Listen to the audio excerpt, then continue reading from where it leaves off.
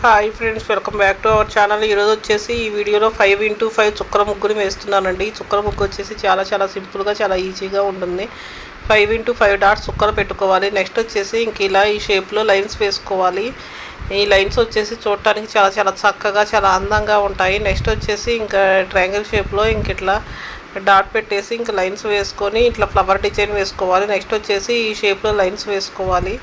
4 వైపులా ఈ షేప్లో లైన్స్ వేసుకోవాలండి. ఈ లైన్స్ వచ్చేసి చూడటానికి చాలా చక్కగా చాలా అందంగా ఉంటాయి. ఇంకా నెక్స్ట్ వచ్చేసి 4వ వైపు వచ్చేసి ఇంక ఇలా కంప్లీట్ అవుతుంది. నెక్స్ట్ వచ్చేసి ఇంకా ఈ డిజైన్ వచ్చేసి ఇంక ఇలా ఈ షేప్లో ఇలా వేసుకోవాలండి. 4 వైపులా ఇదే షేప్లో వేసుకోవాలి. ఈ షేపు వచ్చేసి ధనుర్మాసం ముగ్గు అండి. ఈ ముగ్గు వచ్చేసి ధనుర్మాసంలో వేసుకుంటే చాలా అందంగా ఉంటుంది.